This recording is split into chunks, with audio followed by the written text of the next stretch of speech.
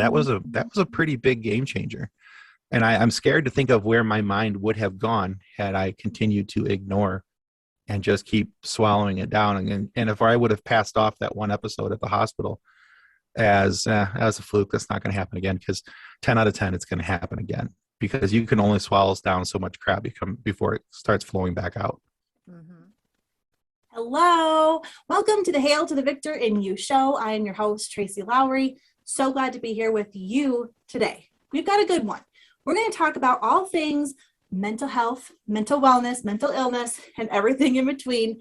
But we're going to hear about it from a man's point of view. Lowry, and if you missed it, here's some clips from last week's conversation with Mr. Tim Beisiegel. Check this out first. Like I said, 97 days in the hospital. She was 12 years old. When you're with your child through a scenario like that, you don't really realize it at the moment, but you're going through some trauma. You're going through some severe emotional and mental trauma as you watch your child lay there, and there's nothing you can do about it. I had watched my daughter almost die twice. I had watched a woman be told in the ICU, in the pediatric ICU, that her child had died. That still gets me even just to say it. That's one of the hardest things I've ever seen. But you don't realize how traumatic it is until you come home and you're trying to put your life back together. And you realize that some of these pieces, they look the same, but they're not shaped the same anymore. And you can't get them to go back into the puzzle the way they did before. That's when I knew that something had to be addressed. Something had to be fixed. And it was clearly more than what I was able to do, because my efforts of pushing it down and ignoring it were clearly not working anymore. And so that's when we went and found a counselor. No, I don't need to go to counseling. I'm fine. Fellas, if you're saying I'm fine, don't worry about me, worry about you, you're not fine. Mm-hmm. So that is the worst amount of duct tape you have ever put over on top of anything. Yeah, because sometimes it's like a shell game with our brains. You know, we have to do a little bit of misdirection and get us to focus on something else. So we have this thing moving over here, but we're really getting it to focus over here.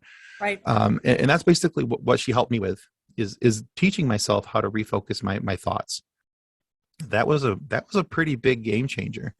And I'm scared to think of where my mind would have gone had I continued to ignore and just keep swallowing it down. And if I would have passed off that one episode at the hospital as a fluke, that's not going to happen again, because 10 out of 10, it's going to happen again, because you can only swallow down so much crap before it starts flowing back out.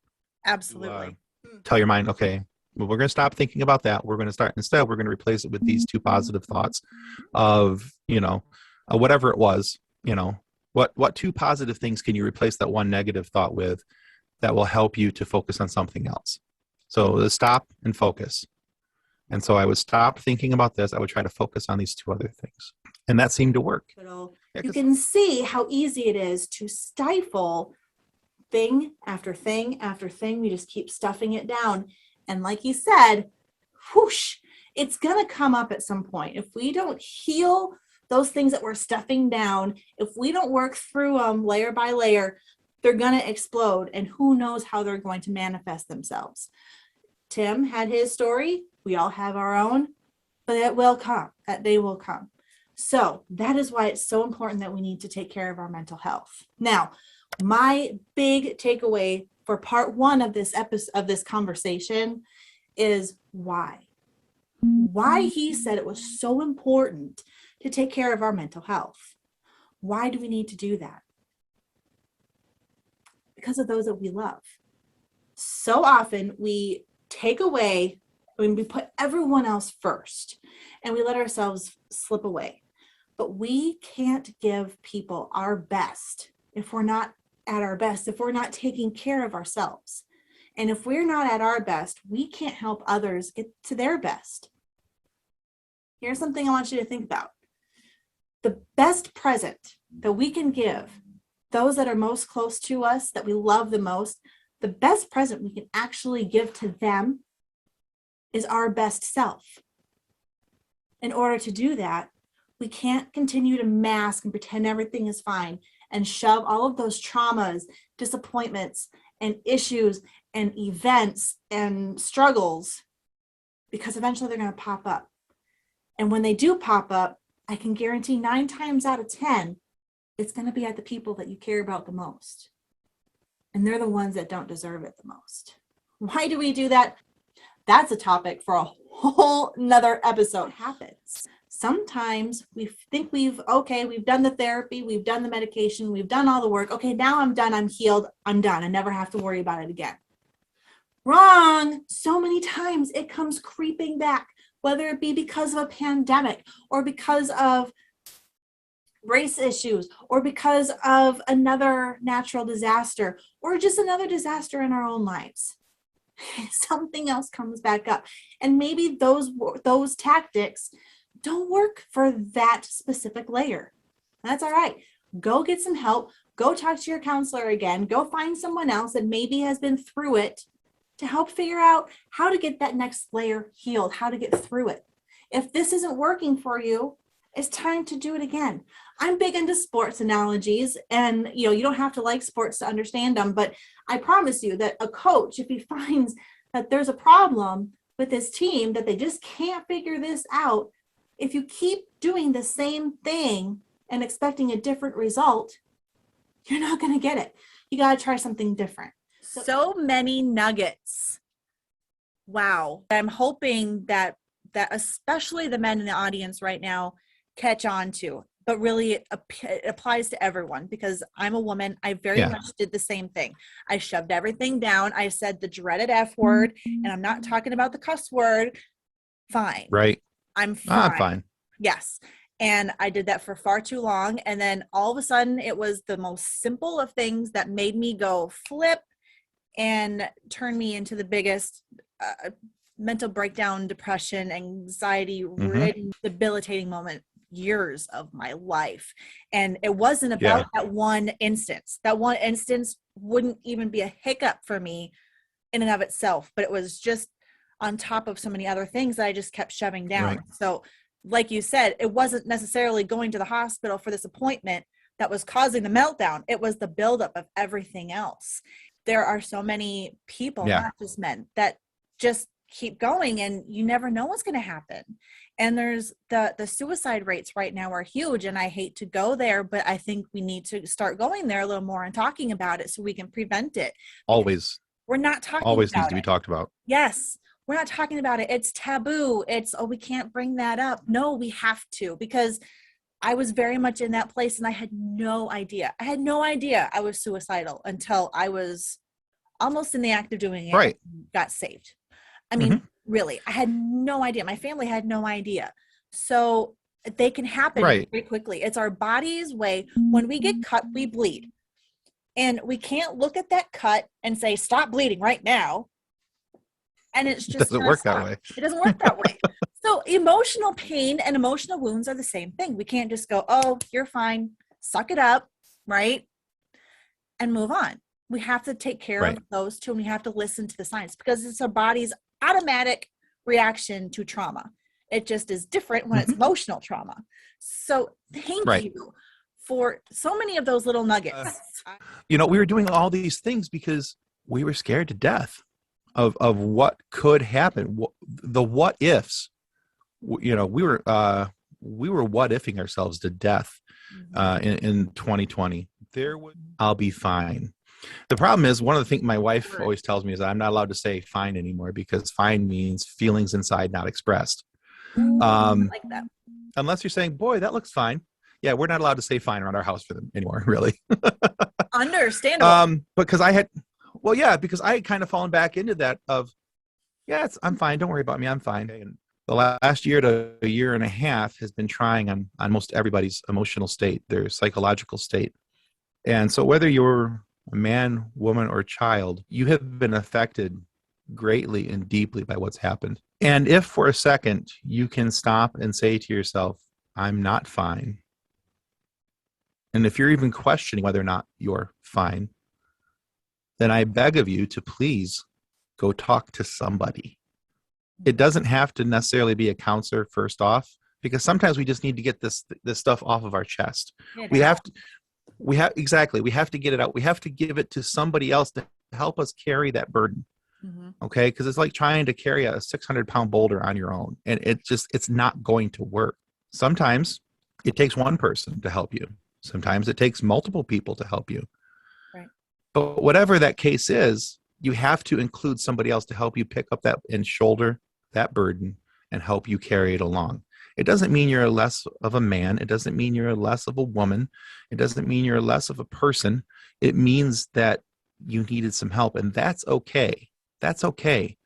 And that's where I would love to see that stigma that we talked about when it comes to mental health. It needs to go away. It needs to go bye-bye in the quickest way possible, because men and women aren't reaching out because there's a stigma attached to both genders. Whether or not you identify as a man or woman, that's not what it's important here. Right. What's important, it's affecting you.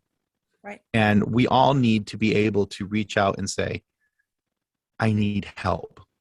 Because that stigma is not only just attached to you reaching out, it's attached to you talking about things that come after the fact that you've hidden these things down and swallowed them down for so long. That's where the danger of suicide comes in, because you've hidden these things for so long. And then what happens is that you can no longer take it anymore. You can't hide it anymore. And then the other feelings come bubbling out. It's a very dangerous place. I talk about the forest. You know, if you're lost in a forest, all you can see is that tree right in front of you, and you're not sure Right. which way to go. If you've got someone who's like higher up in like an outlook tower or something, has a map, they can guide you, because their viewpoint is completely different. Their emotions, they don't have the fear, the confusion, and all of that turmoil in that dark forest by yourself and frustration. They don't have all that. They've got the maps, they've got the tools. Yeah, they can see. And so they can just guide you in the right direction. Even if that's all you need. Sometimes that's all I need. Sometimes I just need, okay, my brain is, like you said, what'd you say, a bag of cats? It was a bag of cats. I have never heard that, but I love it. Sometimes you just need someone else who has an outside perspective to bring you back to focus and get you back on track, or change your track a little bit. So I'm so glad you talked on that. What could someone watching, who's maybe watching a loved one struggle, they know they're going through some hard times, what could someone do, say in your wife's position? What was it she did, maybe a little more specifically, that really meant the most to you? What could someone take away from that? You know, a lot of times when people are struggling, people think that in order to be helpful, they have to be like a helicopter parent. They got to hover over everything that they do and have a hand in everything that they're doing, and just kind of really be into there, you know? That wasn't the way my wife did it. And I'm not saying that will work for everybody, but for me and what we were doing, and it's not that my wife took, the 10-foot rule where there was 10 foot between me and her and everything. She's always right there. You know, she's my best friend. We talk about absolutely everything now. I have to say now, because, for a while, I'll be honest, I was shutting her out. Just because that's where my brain was. But at the same time, even though she knew that I was struggling, she would ask me, do you want to talk? No. Okay, well, if you want to, I'm here. The only times that she would really push is when she could tell that I was really struggling with something.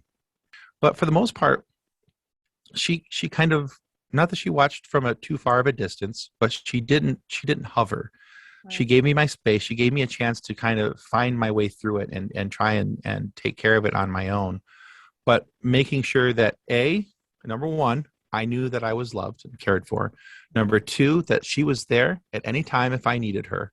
And that three, that she was going to be there to pick me up and carry me if emotionally, if I couldn't do it emotionally, she was going to be there for me.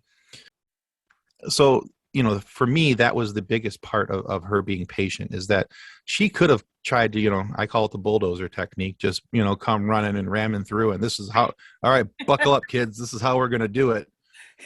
My way, no wouldn't have highway gone very well, because with my personality, that wouldn't have gone very well. But the way that she did it for me, that was, I say that it was her being patient, but there was a lot of love and tenderness attached to that. Thank you for clarifying and giving a little more to that, because I think most of us aren't going to respond to the "it's my way, no highway" option. I don't think that's just characteristic to you. I know I am that way. I know most of the people I know are that way. No one really likes to be told what they have to do, what they, nobody likes being dictated to, or like you said, bulldozer effect. If she's watching, thank you for helping this amazing man, because if he wouldn't be him, then he wouldn't be here with us, and he wouldn't be sharing his little nuggets of wisdom and experience. So thank you to your wife. Thank you to you. Thank you so much for being here. Yeah. It's been an absolute pleasure. My pleasure. Absolutely. I always like talking with you, so it's always easy to do. It really is. I got excited for this one. I was like, oh, this one's going to be good. This one's easy. I loved him. Yay. Yes. All right. Well, you take care. You take care of your precious family and yourself, of course, first. I will. And them. And we will be talking to you soon. All right. Thanks, Tracy. Thanks, show. Hopefully you found something that you can take home today, right now, to get started, to find the victor that truly, truly does exist. Find the victor and hail to that victor in you. Take care, everyone. Have an awesome rest of your day. We'll see you next week. Bye.